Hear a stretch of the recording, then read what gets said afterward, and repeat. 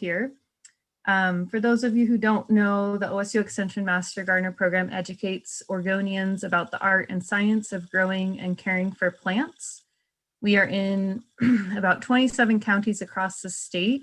We train thousands of Master Gardener volunteers, and our volunteers are educators, neighbors, and on-the-ground researchers who serve their community with solid training in science-based, sustainable gardening and a love of lifelong learning.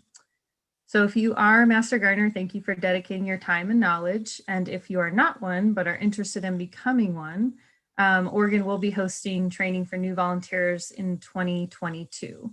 So you can learn more about the program and other workshops in this series on our website, which I'll post in the chat. And today's workshop is also being recorded and will be accessible to view along with the slides and also additional resources on the website. So just some general housekeeping about how we're going to operate the webinar. Everyone is muted, or participants are muted. So if you could please use the Q&A for your questions. It's located at the bottom of your screen.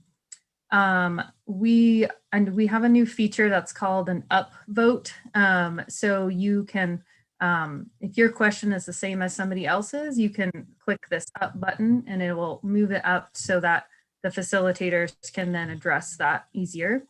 And we'll try to save about 10 minutes at the end of this presentation for common questions, but realizing that we have over 800 people on here, we probably won't get to all of them, but we'll have resources for you at the end.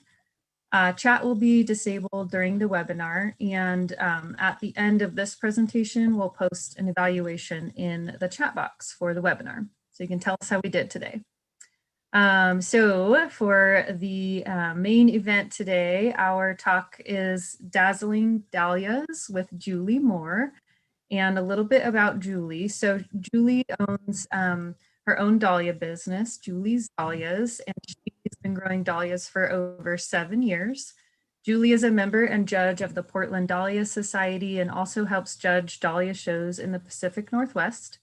Julie is a Master Gardener volunteer, and prior to growing dahlias, she grew and showed roses. And unfortunately, last year, her home got caught in the middle of the Echo Mountain complex wildfire, and they lost everything. And so she lost her home, her greenhouses, and her shop, and unfortunately over 1,000 dahlias. However, they were lucky to have one garden located outside the county that weathered very well. So she still has some tubers to operate her business, and is just the picture of resiliency. So Julie, we are so happy to have you. If you wouldn't mind sharing your screen, we will let you take it away. So give us a moment and Julie will pop up her presentation here. Hi, everybody. I'm Julie, and that was Miss Pammy, who I adore very much. She's great. She's helped me out so much with this. I was supposed to have done this talk actually the day after our fire, and so we had to put it off. And it was really difficult to put it off, but now I'm here, and I'm here with, oh my goodness, almost 1,000 people, which was a lot more than we ever anticipated. I have taken a whole bunch of notes and things that I think are really interesting and really important regarding growing dahlias. And I'm going to go ahead and I'm going to talk about different things. I have a slideshow that has some really interesting, I think is interesting, information about dahlias. And then I'll also talk about what to do and how to care for them and how to get them going for this summer. And what to do in watering and fertilizing and the whole bit. So I'm going to go ahead and go to the next slide. Maybe.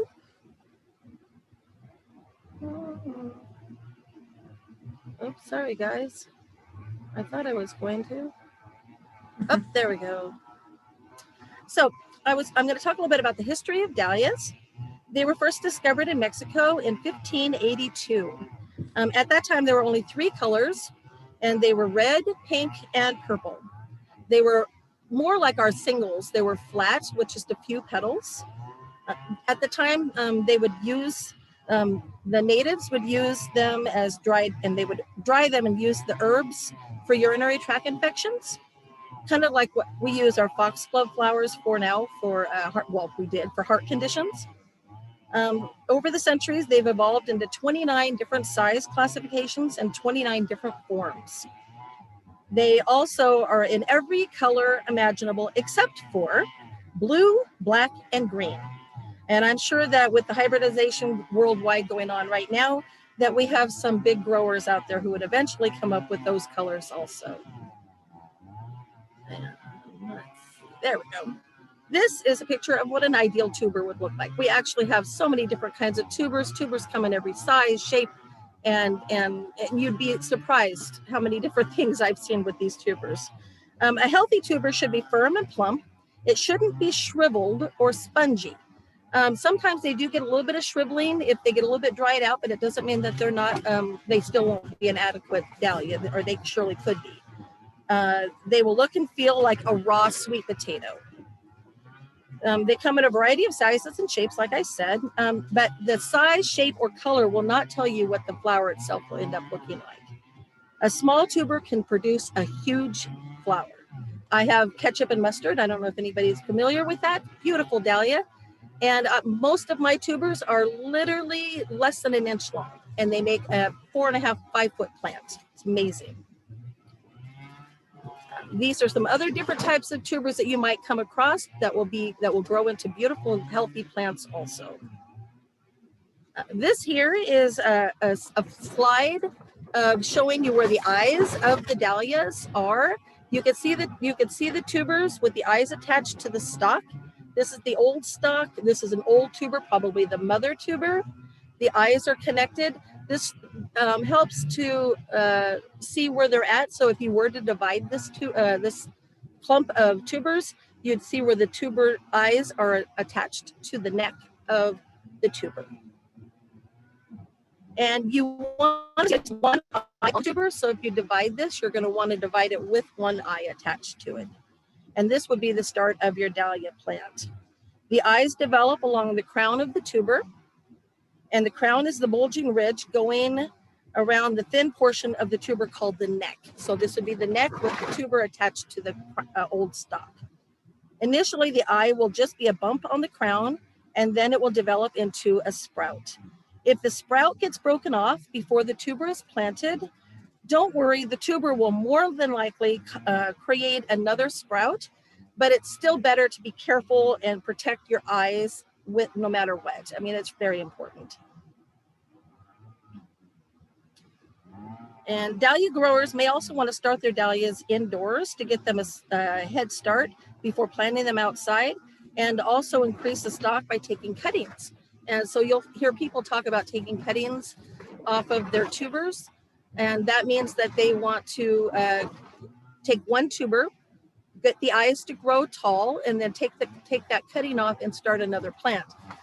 It's very, very fun to do, I can tell you. And this is one way that you can start your dahlias indoors. You can take your tuber that you receive from however you purchase them. From me, I get mine from my society primarily. And you get them started in soil, and then you can get them going faster, so you can get them planted in outdoors faster. Well, not necessarily faster, but there'll be a lot stronger plant and a taller plant, and it will get going faster instead of having to try to wait with putting a tuber directly into the ground. And another reason to start your tubers indoors is just so you can have blooms faster. Sometimes if you live in an area where it's cold longer and you don't have, you have frost a lot farther into the spring, you won't be able to get the tubers in. So and you need to have a certain amount of time before they're going to be able to bloom. So if you can get them started indoors, you'll have that much of a jump start on getting them planted and putting them out in your yard. And it's a wonderful time that way. And then maybe you have blooms at the end of July instead of having to wait until September, which is great. You may also plant your tubers, or you're planting your tubers. You can plant your tubers. Well, let's go back to I'm sorry, I'm going all over the place. If you're going to start your tubers indoors, you can start them in 4-inch pots, or you can get them in larger pots depending on how much space you have. the tubers themselves would appreciate having a larger space. They'll be able to get more rooting system going before you plant them in the ground. If you plant your dahlia tubers indoors, whether in your home or like on a shelf like this with lights, or in your garage or in your basement, or wherever you have an adequate space to do that in, if you get them started like the first week of April, you'll have a nice green growth growing by the time you are able to plant them in May. It'll be wonderful to actually be able to plant that instead of planting a tuber. So while a greenhouse is ideal, you can plant them anywhere you want, really. You can buy the big shelves at the big box stores.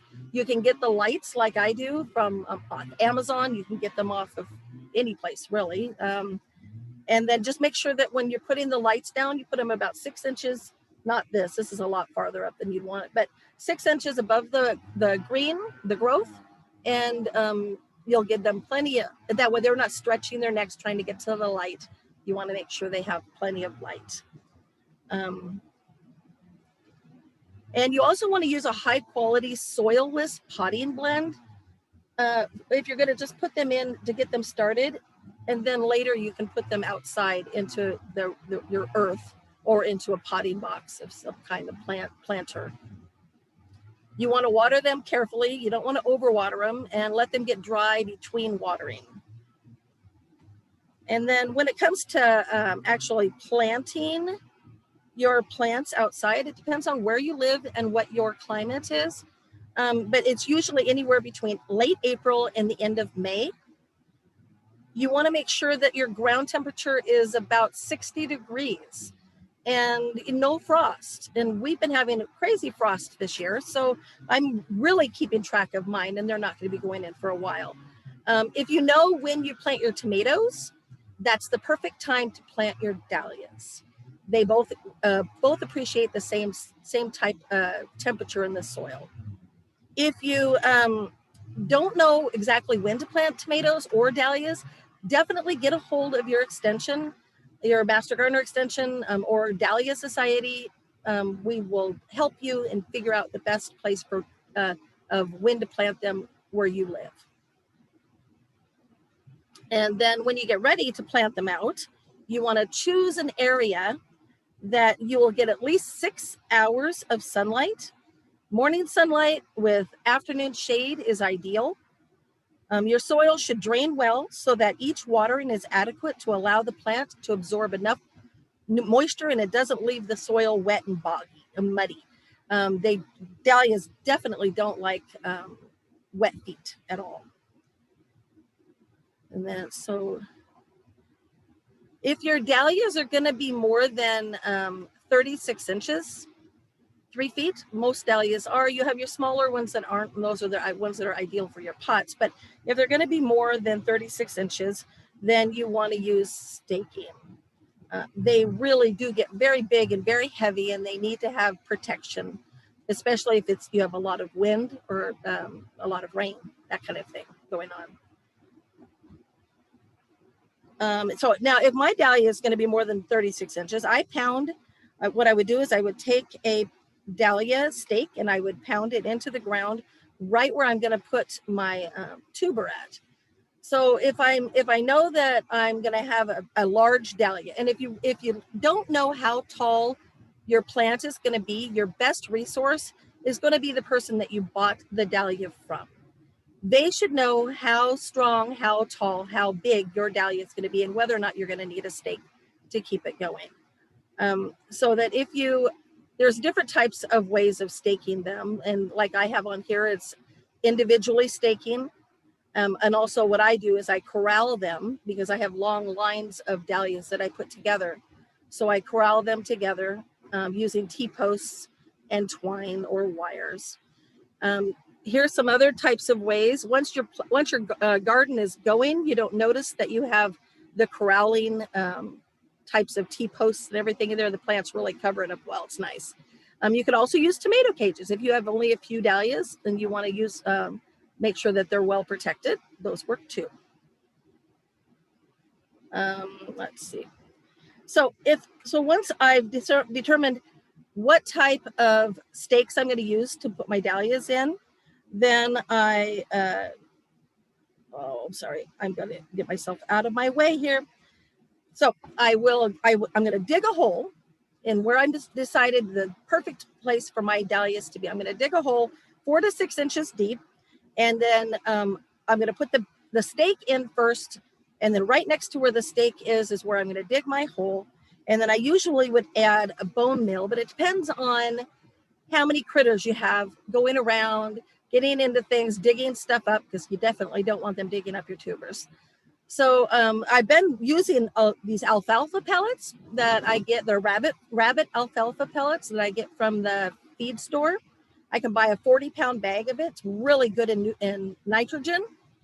And so I take a half a cup of that and I put it in the hole.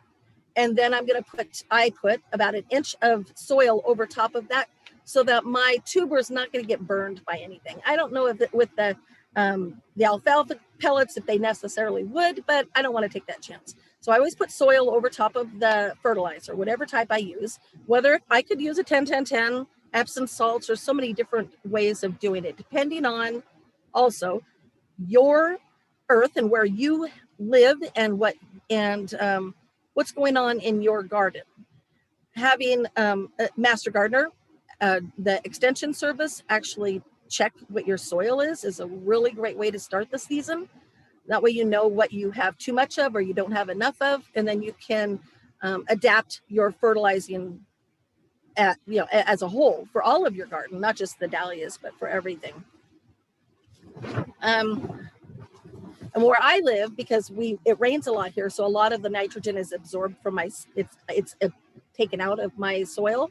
So I use Epsom salts around my my plants as I'm putting them in. And then, but you definitely want to fertilize to balance your soil. I mix it all in. I put the Dahlia tuber laying horizontally in my hole with the eye next to where the stake is. So that way when the eye starts to grow up and I start having the greenery coming, like this guy, start having the greenery coming up, then I can, once it gets about this tall, I can start tying them off along the stake. And I don't have to worry about hurting the tuber, but coming in later and trying to put in a stake, because that sometimes can be very detrimental. You don't want to do that. So then I cover it up with soil and I pat it down. And I usually plant my tubers, my dahlias, 18 to 24 inches apart.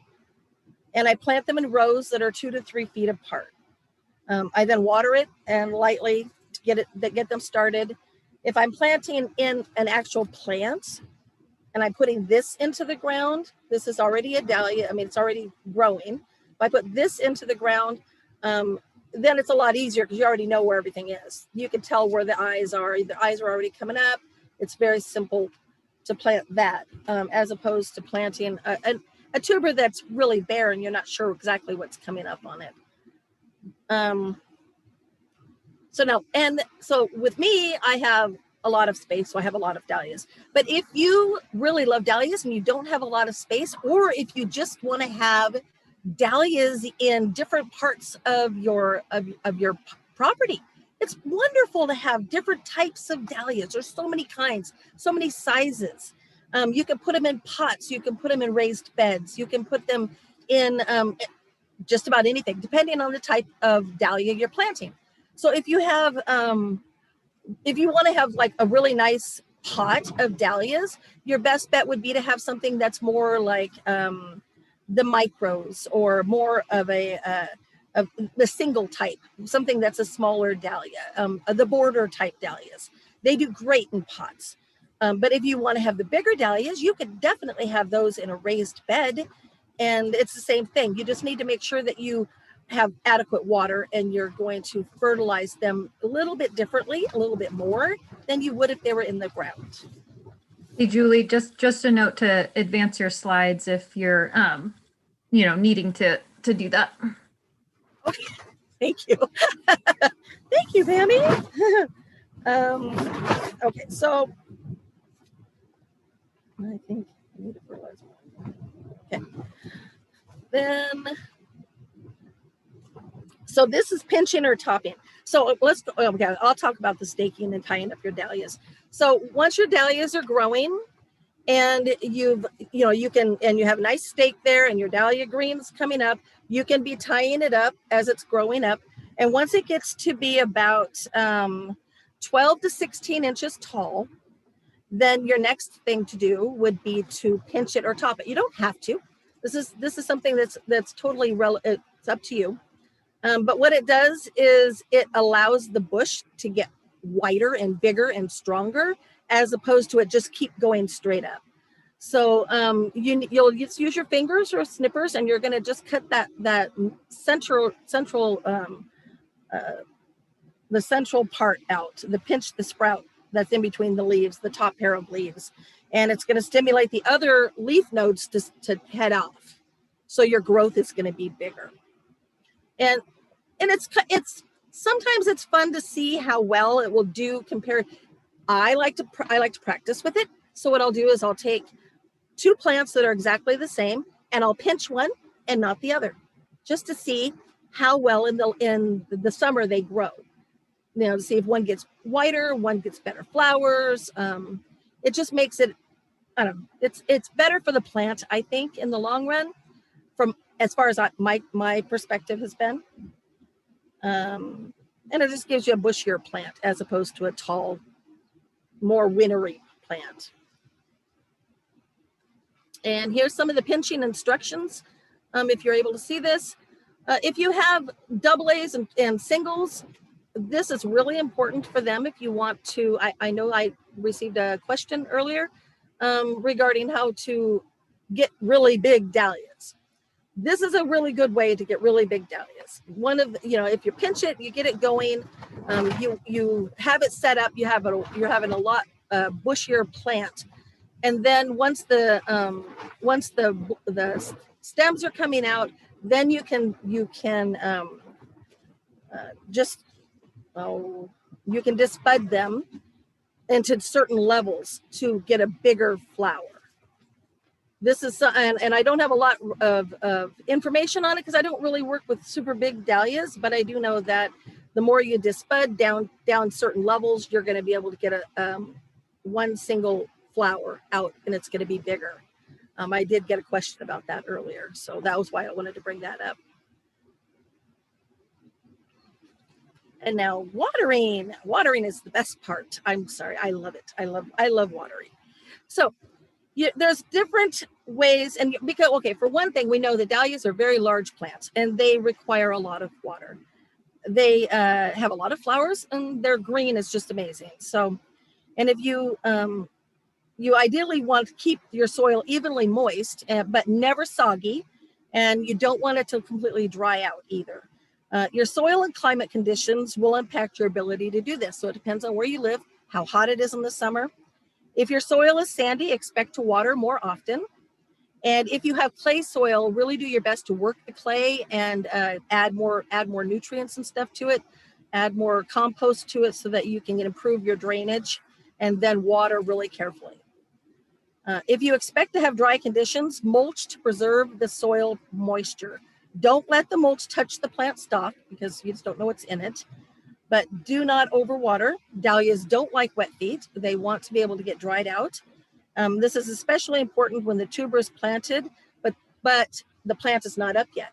So if you plant a tuber, you don't want to overwater it because it will rot, and that's the last thing in the world you want to do. So you want to really wait until the green starts to emerge from the soil before you start watering. If you live in a place that it's really warm in the summer, then you want to really take care of your dahlias, because if it's over 95 and your soil is just scorching and it's burning the tubers. So you want to have a really good system, whether it's soaker hoses, drip tape, whatever your system is, but to keep the soil as cool as possible. And definitely mulching will cool down the temperature on the soil. And it'll help keep the tubers from just boiling. Really, it's like a potato. So if your plants are not blooming in the summertime, really look at the temperature. And if it's too hot, then start watering the base of the plant more often to cool down the earth around it. And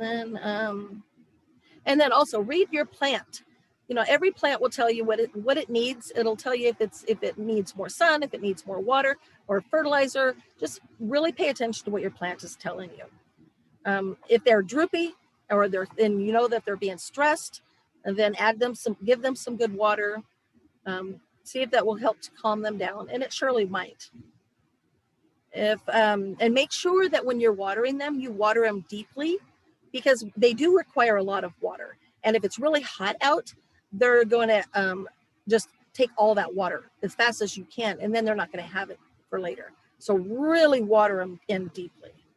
And make sure that if you can, kind of move around the earth that's around the plant. Don't hurt the plant, but move the earth around a little bit. So when you are watering it in, it's getting air and water into the roots. Just loosening the soil can make a lot of difference, especially in the middle of the summer, because it can be hard, hot, compact. I try to water only near the roots, but if you must water your foliage, just do it early in the day to help keep, especially if you live in a place like I do, where it's really high humidity, I end up with mildew on my leaves and things, and that's the last thing in the world I want. So just really water early in the day if you need to water your foliage, if you have to do overhead watering, if that's the kind of watering you have to do, and that's, if they're happy, they just want water. Sprinklers are inexpensive, but they provide uneven watering, and they may damage plants because of the pressure that's being hit against them. So, and then of course you also waste a lot of water due to evaporation, and the water's being sprayed everywhere that not necessarily directly towards the plants that you're trying to water. Soaker and drip hoses are great for old standbys, but at the same time, when you are watering with a soaker hose, you're watering at the very beginning really great, but then towards the end of the hose, it's not getting near the amount of water that the rest of it's getting. So some of the plants down at the end might end up not getting the water you think they're getting, because it's all being given to the ones at the beginning. The pressure diminishes so as gets farther down the hose. Drip lines, they're great, and they put the water where you want it to be, and they're not that hard to put together. They do take some time, but once you get them set up, they work really, really well. You can have emitters that will put the water exactly in the spot you want it to be in. And let's see, there's some more different drip line systems. This is a wonderful way that you can just turn on your hose, depending on where you want the water to go, which line you want it to go in. You can use these for pots. You can put the little emitters into the pots, and then you can just turn on one nozzle and do one whole area. It's beautiful, beautiful situation. Plus, it dramatically improves the efficiency of the soaker hoses. So, that's always a good thing. Drip tape is another one that you can lay out, and it will emit water directly into the spots that you want them to be. They put the water where you want it, and it's designed to disperse the water evenly and throughout the length of the tape, which is awesome. So the quality of watering systems varies considerably. Do your homework. It's easy to get customer opinions and find out what other people are thinking about. If you just research things on the internet, even that works out great. Talk to people in your master gardeners or your different Dahlia societies, garden clubs. Find out what they're using, see what they like, what they don't like, try it. Best thing. Okay. And now back to my fertilizing again. I just wanted to go over a little bit more with the fertilizing. It's very important, but everyone has different soil and different fertilizing needs. So it's always a great practice to have your soil tested and see what you might need, and to balance your soil better. You can just go ahead and contact your Master Gardener Extension office to find out how to get your soil tested. There's a lot of different organizations and companies out there that will test your soil for you and give you a whole run out. So that way you'll know where you stand in the beginning of the season. I usually apply a 10-10-10, or I do the rabbit alfalfa pellets. And I feed my plants when I first plant them in the ground, and then I plant them, and then I fertilize them on the first of the month, every month after that until August. August is my last month that I fertilize, and then before fall. I also apply a foliar fertilizer of liquid seaweed or more bloom. I use both back and forth. I'm quite happy with either one of them, especially in the month of August, because I have show season starting in, well, usually the end of August in September. And this way I'm able to get my leaves. This is the best way to get your most beautiful plants. It gives them the extra boost that they need of nitrogen or just phosphorus, what they need to get going, and the leaves, just beautiful leaves. So but I believe, so what I do is I don't do it when it's really hot in the morning or hot in the daytime. I wait until I do it first thing in the morning when it's really cool, or I wait until it's like a cloudy day, and I spray the leaves. And I don't want to do it when it's warm because it will burn them. And I know it's definitely done that before. So I have to be very careful on how I use foliar spray on the leaves themselves. But it's really good at the plant will just uptake all of it. And if it's in the middle of August and it's been really hot and just not happy times for the dahlias, I give them this little extra spurt, and the next couple days they're just on fire. It's wonderful. I also use Epsom salts. I take a tablespoon and I mix it in with a gallon sprayer, and I do that a couple times during the summer, and that helps with the nitrogen uptake also in the dahlias. This is disbudding. This is when we have the beautiful plants growing and they're doing wonderful. So if you take the two outer buds, you'll see, if you're looking at you'll see the two outer buds, and you'll see the middle one. That's your growing bud, your side buds. You want to take your side buds off, and then you'll have a long stem with a beautiful dahlia. It does take away some of the flowers that you would have, but it's worth it, I think, in the end, because it helps to open up the dahlia plant. It gives it more air, it gives it more substance, and it's going to put more energy into the flowers that you want to be blooming. And then you can cut these gorgeous stems, and you can take them and you can put them in the house, put them in a vase. I take them for show. Then I don't have these little the little side buds just sitting there. But then again, sometimes I just like them to go free and let them do whatever they want also. So, it's up to you. But if you remove the two outer buds from the three, they will develop at the end of each branch. You'll end up with longer stems for vases.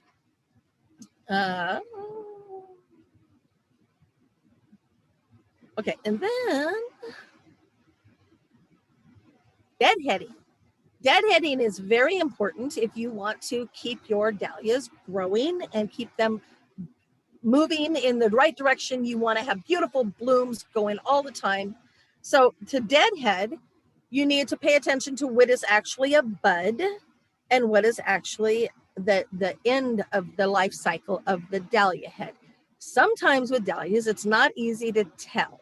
And I have cut many, many, many buds off thinking that I was deadheading, and I wasn't. So I've learned. It took me a while, but I've learned. So you want to cut off the cone-shaped dahlia head and keep the new spherical one, the rounder one. And you can see that on both of these. There's two different pictures here that show you the longer cone-shaped one. That's the head that's bent that you want to take off. So you want to cut those off. You want to deadhead those, and you want to leave the other ones on. Sometimes plants are so full of dahlias, it's very difficult to tell.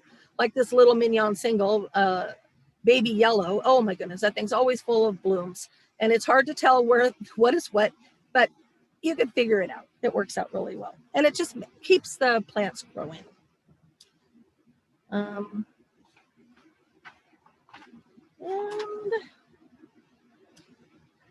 so I think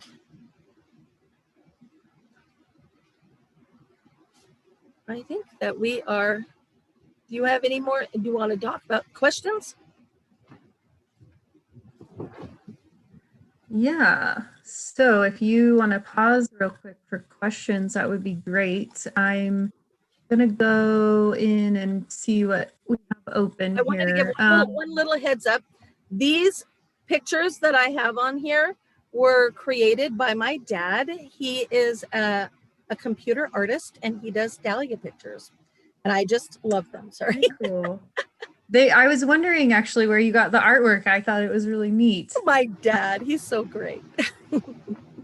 Okay, Julie. So we do have a few questions that have been in that we are that are still open. So one is, how many weeks in advance of being able to put them in the ground would you start? Sorry, my thing keeps moving around. No, that's okay. Would you start the tubers indoors, and would you also use heating pads? Using the heating pads. It depends on where you're starting them indoors. But I would say that if you start them the beginning of April, you'll have a really good head start in the middle of May to plant them. It really depends on when you're planning on planting them. I start mine. These usually go in the middle of March, I would say, for me. I get them going the middle of March, and then I have a really good solid plant by the time I plant them the May 1st. Okay, so maybe thank 6 you. weeks. 6 weeks. Okay, perfect. We do have folks asking if you can discuss storing and dividing the tubers. So I'm not sure if you want to go over that briefly or how you want to cover that topic. I don't know if I have pictures. When it comes to storing and dividing, it's kind of like that's my granddaughter. This is Dahlia Forms. I'm going to go through here and I'll say these are different types of dahlias, different forms of dahlias. At the end, I have some that I can talk about. Sorry, I should have probably just showed you guys all these. They're just all these different types of dahlias, different forms. Anemones are amazing. Dahlias come in every color and every form, and it's a lot of fun. It really, really is. Let me get back to this was the stock.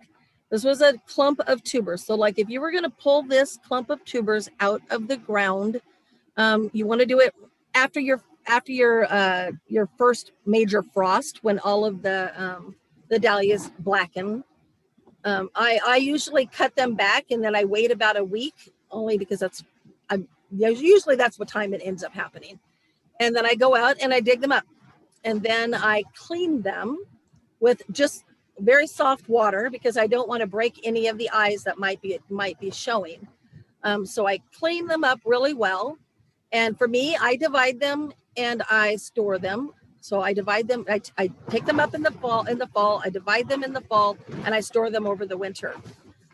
So something like this, a dahlia tuber like this, you can easily take the tubers off of this old stock and add an eye. Make sure there's an eye attached to each one of those. And you just need to make sure that the necks are very solid and they're strong. They're not broken, they're not weak. So when you're digging them up out of the ground, you want to take your shovel and go all the way around the whole entire clump.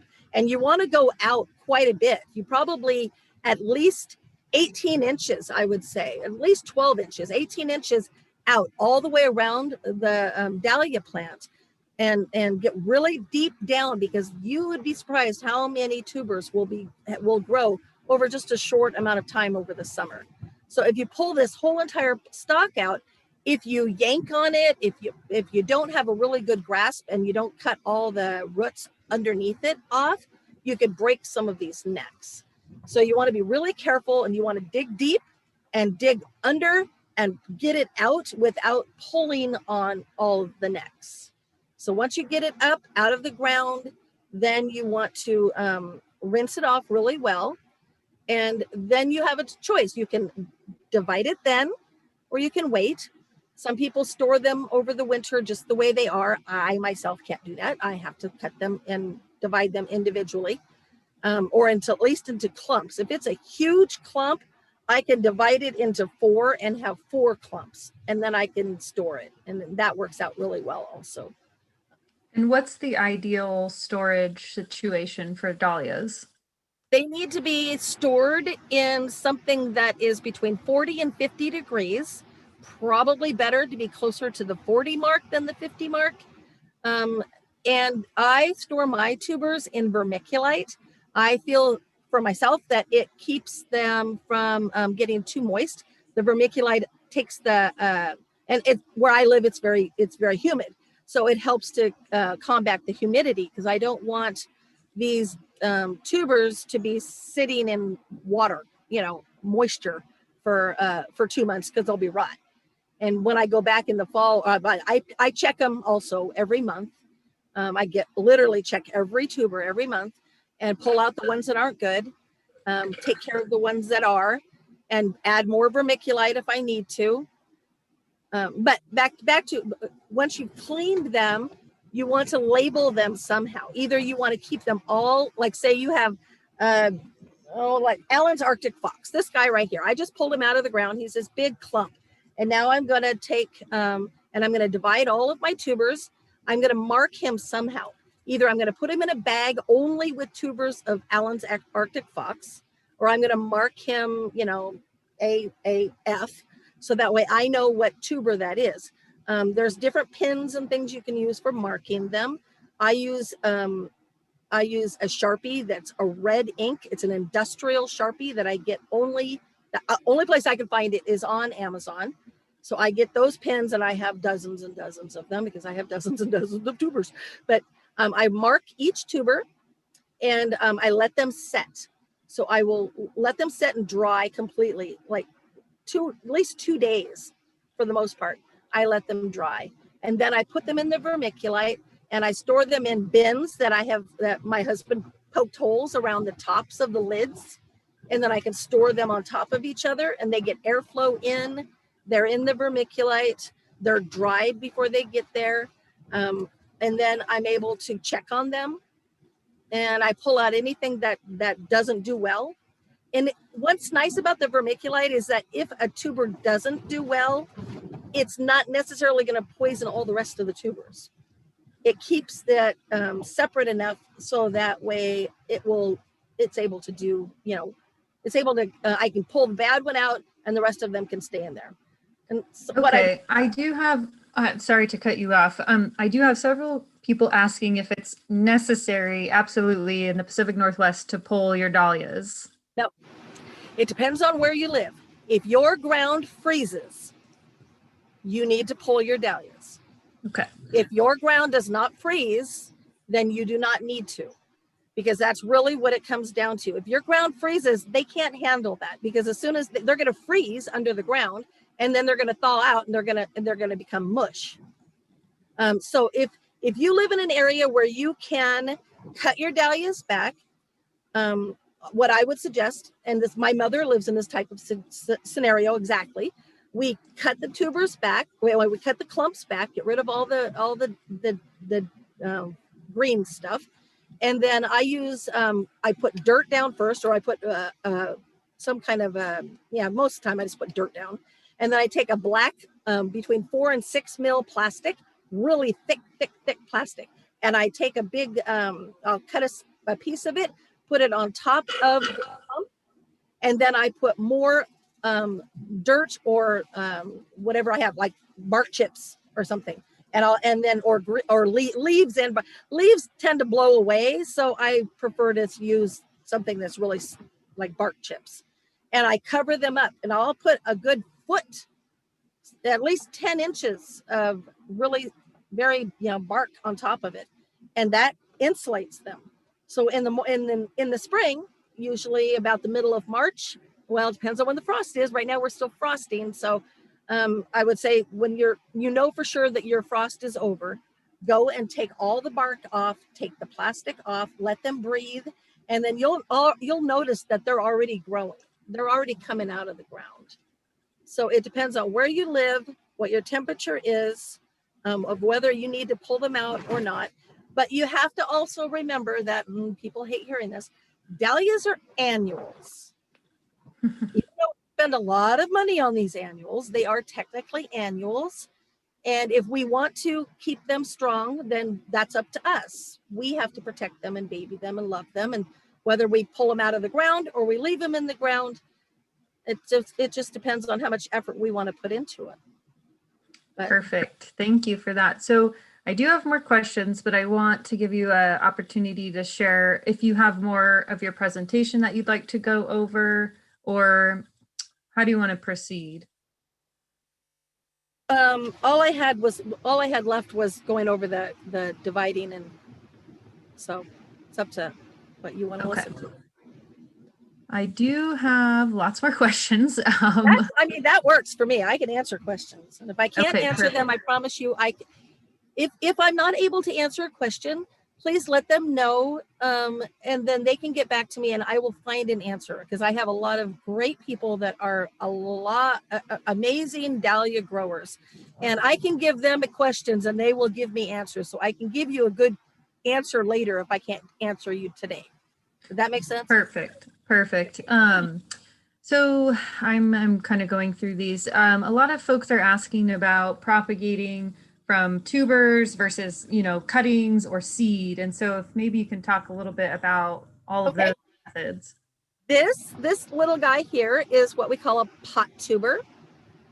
So this was actually, it was one tuber that was put in here, and then it grew, and it was only allowed to live in this pot.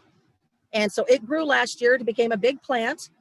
And now then in the fall, we cut it down, we cut it all the way back, and I stored it in here over the winter. Actually, Mark stored it over here in the winter, and I got it from him.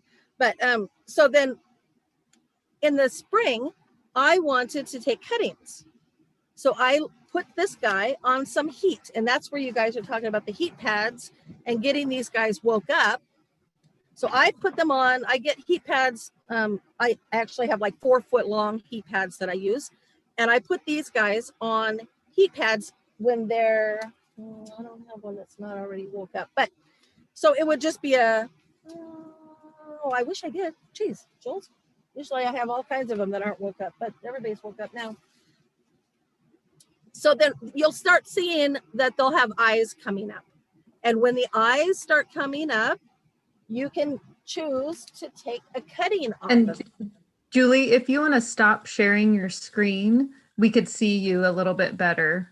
Oh, there we go. I'm sorry. No, you're fine. So if you want to take a cutting on this, then that's how you would do it. You wait until it gets a good set of leaves like this, and then you would take your razor blade, which I don't have either, because I wasn't planning on doing this, I'm sorry. And you would cut right above the tuber. You don't want to cut the tuber because you want this to continue to grow again. So you cut it right above the tuber, and then depending on these lower leaves, you would take them off. And I use a rooting hormone that I don't have either, but I use a rooting hormone, and I just spritz some water on it, and I dip it in the rooting hormone, and then I would put it in Oasis. Hold on one second, I can show you that part.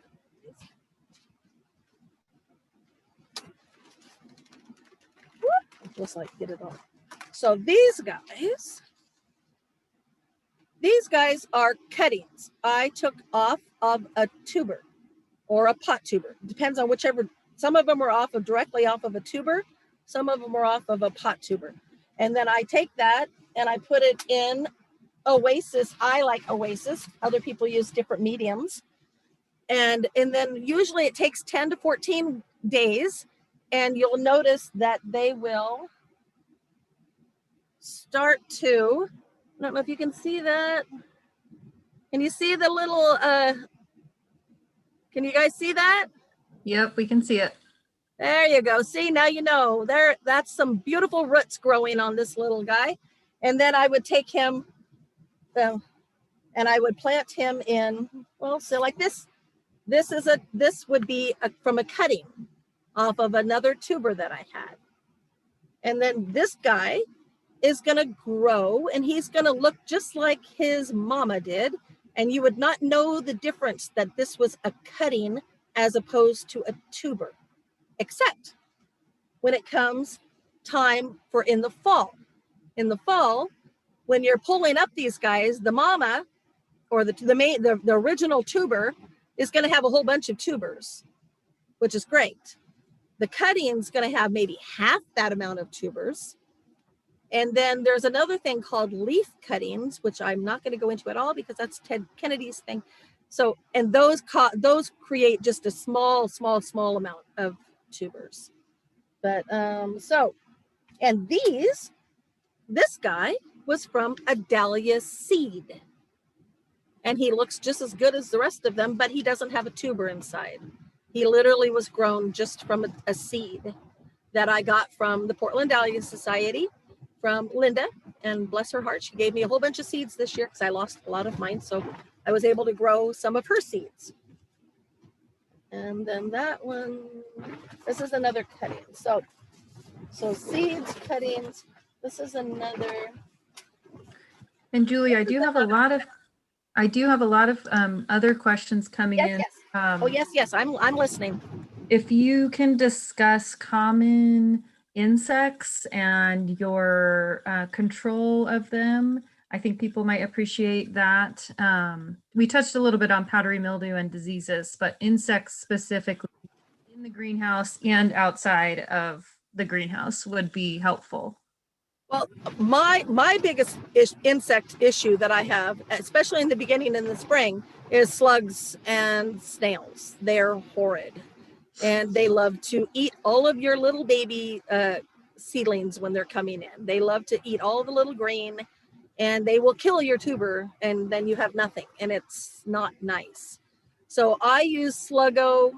I'm not a big fan of using stuff, but that's the only thing I've found that I can use, and I have so many dahlias, I have to. If I was able to, if I had a smaller garden, I might try doing the trapping with the beer and with, whatever else other people use. But my size garden, I have to stick with the Sluggo, and it doesn't harm anybody or anything. So I use Sluggo for the slugs and the snails. Earwigs are yuck. I hate them.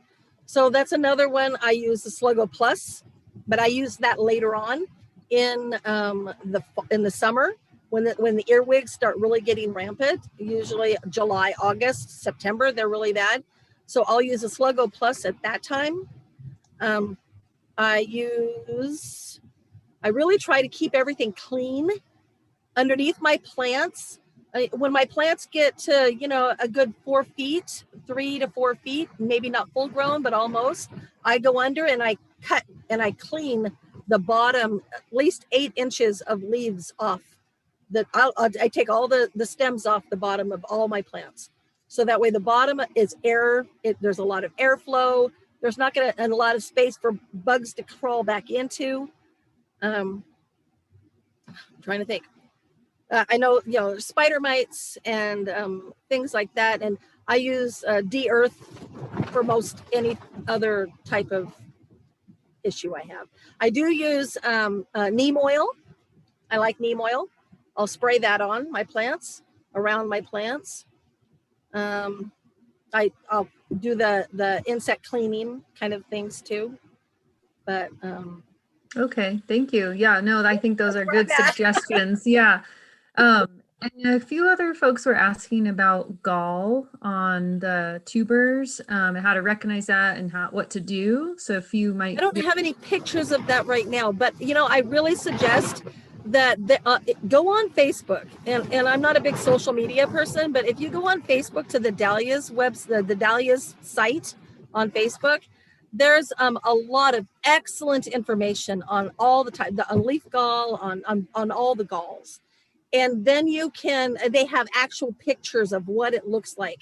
And, you have to be careful of who you buy your tubers from. You don't want to buy them from places that don't live in this country kind of thing. You don't know where they're coming from. You just need to be really careful about that. And unfortunately, not everybody's going to know. And that's it just sucks. But if you do notice that you have an issue in the fall, when you're pulling up your tubers, don't keep it. Get rid of it. Throw it away in the garbage. Don't put it in your compost bin. Just get rid of it. But take pictures of it. Verify that that's what it is. Check. Go on social media. Go to the Portland Dahlia Society. We have great resources for determining whether or not there's different types of viruses. Linda Taylor is amazing when it comes to the viruses and how to determine different viruses. She has all these websites, things on it. Washington State's doing a lot of information on the viruses for the dahlias. It's more about taking pictures of what you have if you have questions about things, and going to where the answers could be, which is most likely going to be American Dahlia Society, any of the other Dahlia societies, or the actual OSU extension services. That's okay. Awesome.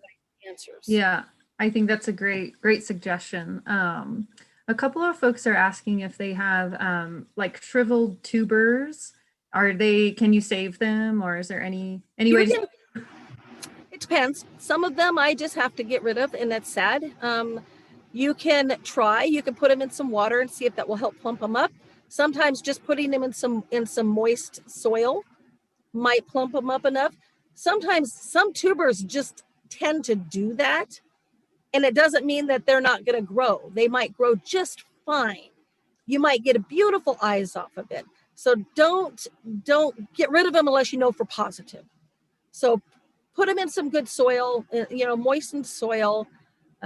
Get them in an area where they can grow, and see what happens. That's your best bet for anything. Hey, try it. It's not going to hurt. So give it a try. You'd be surprised. Okay, awesome. So we only have a couple of minutes left here. I don't know if there's any parting words that you want to share for. Well, I would like to say that I'm a member of the Portland Dahlia Society, but I've also been members of lots of Dahlia societies, and I love all of them, and you gain a lot of information. And we always usually have wonderful spring sales. So wherever you go, if you are living in Minnesota, find your nearest Dahlia Society. You're going to find wonderful people to contact with, information, great sales. You're going to learn a lot. We have in 2023, the National Dahlia Show will be in Portland, and it's going to be at the Red Lion, and it's going to be huge. Internationally, people coming from everywhere to show their dahlias. So keep that on your calendar. If you are interested in finding out more about any type of how to find dahlias, Dahlia Addict is the best place to find dahlias. Now it's kind of late, but you can still find some. Of course, your Dahlia societies is a great way. Avoid some of those places that are selling dahlias that are from other places. That's kind of scary. Try to stay local. Local is good. And enjoy your dahlias. Oh my gosh, it's going to be beautiful this year. I can't wait. I know we had several folks that really wanted to see more pictures of dahlias, but we only had an hour, so we did have to kind of cram a lot of information in. I don't know if you have some pretty ones you could throw up real quick while I could. Can I go back to that thing I was just on? Yes. Okay, let's do that. I have some then. You can always go to my website too, juliesdahlias.com. I got lots of dahlias on there you can look at. If you want pictures, that is. Okay, let's see where we're at. And while she's pulling that up, folks, I'm just gonna this is Elizabeth Jane. It's a novelty open center. It's a different type of dahlia than you're usually going to find, but these are show dahlias that I'm showing here. This is one of my favorites. It's Valley Porcupine. This dahlia is literally 2.5 inches in diameter. It's an amazing little sprat of color that just blows out. It's amazing. This is what we call a stellar. This is Bloomquist Pumpkin. It's a gorgeous dahlia. It's on about a 4-foot plant, and this one wins big in the show. Big in the show.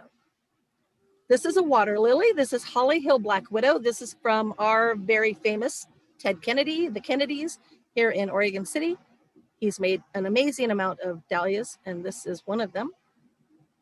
This little guy is called Kite Runner, and unfortunately, I think I just lost my last one, so it makes me very sad, but it was beautiful. This is intact chili. This is an orchid dahlia. It's different than the orchid. This orchid has another area of little petaloids around it that it's used for its collar. And this is an orchid, again. This is a collarette. This is Angel Rowan. This collarette is one of the biggest collarettes on the market right now. Gorgeous dahlia. And this is, like I said, anemone, Alpine Fury. This one has a row of petaloids around a big tubular this big dome. It's very fun. These are Elvira. These are tiny little guys that are less than 2 inches in diameter, and they're a little peony, amazing little dahlias. And this is Eclipse. This is a single. This is kind of like what the history of dahlias started out with, but just not the pretty colors. And this is a mignon single. So this little guy is less than 2 inches, and its plant is about 2.5 feet tall. These are great for border dahlias. This is a palm. It's less than 2 inches, also in diameter. The plant itself could be 4 feet tall, though. It's huge and full of these beautiful orange palms. This little guy is a miniature ball. So this is a little bit bigger in size than the palm, and it's orange, and it's actually a lighter color orange. Very, very pretty dahlia, used in vases and all kinds of stuff. This is Cornell Bronze, which is one of the big ones on the market nowadays. This is a great one for weddings and for different kind of bouquets. This is Sandia Comanche. This one was created in Washington. This is a beautiful dahlia. And this is another Holly Hill Cotton Candy. This is an incurved cactus. So it kind of incurves back on itself, and it makes an amazing, this is a big one too. So this guy is like 6 to 8 inches. I think he's about 7 inches. This is Woodland's Wild Thing. This is a semi-cactus, or some people say, some people say it's an ID. They kind of fight over it, but beautiful dahlia. It's about 4-foot plant.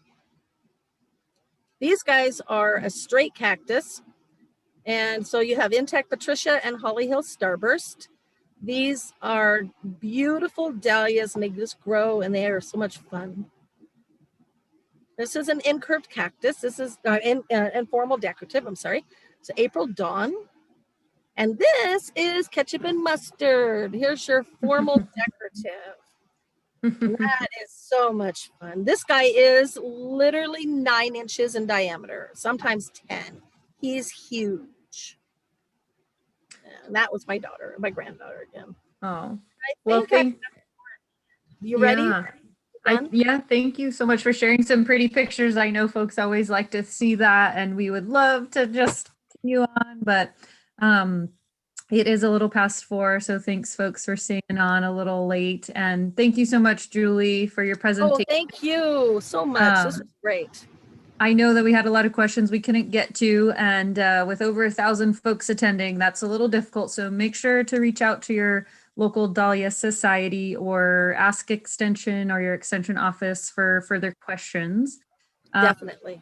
We'll be sending out an evaluation link to those of you who did attend. And if you are a Master Gardener, you can receive continuing education credit for today's session. So our next webinar in this series will be Water-Wise Gardening on April 11th at 3 p.m. And the whole schedule for this series will be on our Growing Oregon Gardeners Level Up website, which we will throw in the Q&A, and we hope to see you at a future session. We will have Julie's presentation as well as her resources uploaded to the website as well. So if you want to go through and see some of these slides a little closely, we can do that. So thanks again, Julie. We really appreciate it. Thank you. Thank you everybody for attending. Bye guys. Julie, take care. You too. I don't know what to do now.